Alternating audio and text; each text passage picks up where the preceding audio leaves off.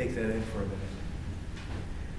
I'm going to ask a question, and you can block your ears because you're the one parent in this room. Raise your hand if you ever had a crush on someone. No, I've had a crush. Yeah, I do have, but just in case Jessica does, I don't want, Oh, well, Jessica can say whatever she wants. That's true. Raise your hand if you've ever had a crush on I have a someone. negative hand. Yeah. Okay. What, That's if you have one, you can use it. did you put up your hand as well? Put up your hand. Put up your hand. Yeah? What did you do about your crush? Nothing? Why not? That was a grade 6? Okay, that's cool. That's cool. How old were you then when it happened? Like 11 or 10. 10, 11. Okay. You? You hated him? Well, you don't have to ask me. You tell me. Yeah. Tell me what? Oh, when you had a crush, what did you do? Did you go up to the person? Did you say something? I don't even know that. Yeah? Yeah. You're asking me if you did. Okay, someone's coming in, by the way. I don't know if they can come in. Okay. No, he wants to say, did you ask him? Yeah, that's all I'm asking. What did you do about the crush when you had a crush on someone? Well, it was mutual, so he asked me out. Oh, he asked you out. Okay. So he made it easy for you by asking you out. Okay, that's cool. But I'm gonna tell you, don't feel bad about the fact that you didn't talk to the person that you had a crush on, because I never did. I grew up, I was always an introvert. I was an introverted person. I'd like girls and I'd be creepy and I'd look at them, but I'd never say anything. And this is when I was not only 12, but 13, 14, all the way to 19 years old. I went to Ryerson University, and I still couldn't talk to girls, even at 19 years old. And I still remember I had a crush on this one girl. Her name is Rita. I still remember her. She was in the nursing program. I was in business. We shared some of the same classes, even though we were in different programs. And I still remember every time I would see her walk in. You ever seen those Pantene Pro-V commercials where women are walking in and their hair is like blowing in the wind and they're just so perfect? That's what I saw when I saw Rita walk into the classroom. And I would just look at her. And I didn't have the courage to talk to her. I would just stare at her. Have you ever stared at somebody you liked and you just couldn't say anything? Have you ever been creepy with someone? Be honest. Yeah? Okay. Thank you for your honesty. But I just stared at her as she'd walk in. And I want to talk to her. I want to say something, I want to go for coffee sometimes, something. But 3 words would always stop me. Every time I would think about talking to her, the 3 words were maybe next time. I'd be in the campus gym. Same thing would happen. I'd be doing a workout. Anybody into fitness in here? Anybody working out? Good. I'd be working out, and who'd walk into the gym? Rita. And in my mind, I'd think, Kwesi, go talk to her, help her with the set, something. There's so many things you can talk about in a gym, but I'd walk out and those 3 words would stop me every single time. Maybe next time. Finally, I thought, you know what? I had enough of this. I want to work on my confidence, not just to speak to women, not just to speak to girls, but just so I can work on myself. And it was long before Toastmasters. I didn't do anything like this at your age. But I found an opportunity. Anyone ever heard of Ontario Place downtown? Yeah, have you been? Yeah. So Ontario Place is just like an outdoor amusement park. Hundreds of thousands of people go through there every single summer, and I think this is perfect. I'm going to go down there, I'm going to apply, I'm going to get the job, I'm going to talk to people, work on my confidence.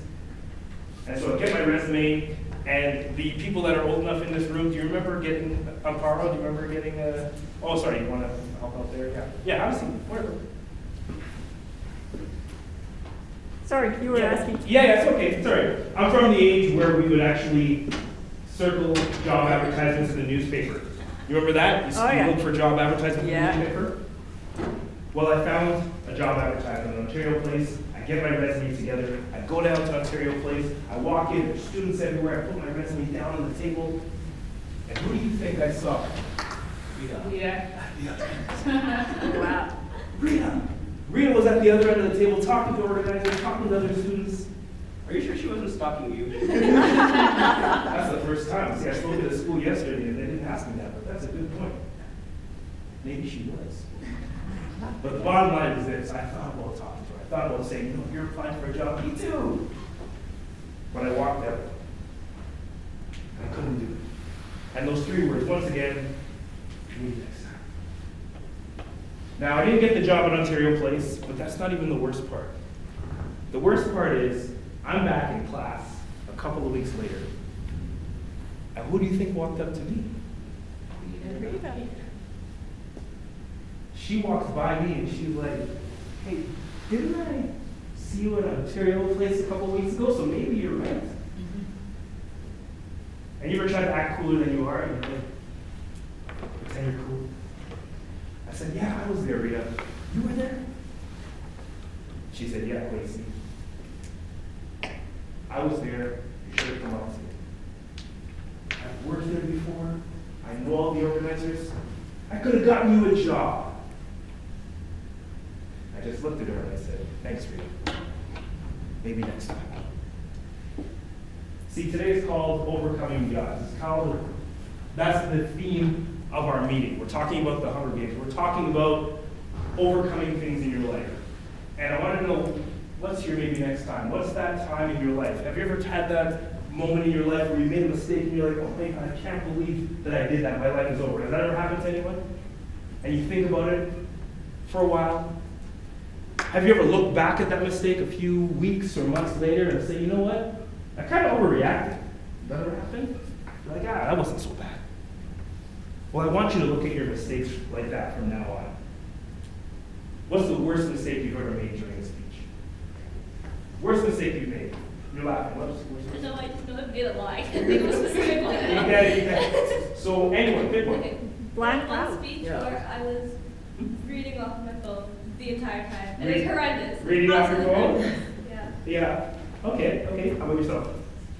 You said that you raised your hand about something. Yeah, basically, I think in my second speech, or first, I can't remember. So I was just reading off of the Google Docs because it was online. So then what happened was, I was scrolling down, but then I accidentally just like froze, like I didn't talk. So there was just like this awkward moment of silence for like 10 seconds or something. Okay. And did someone else over here say something? What's the worst mistake? What's the worst mistake you've ever made during a speech? Yeah.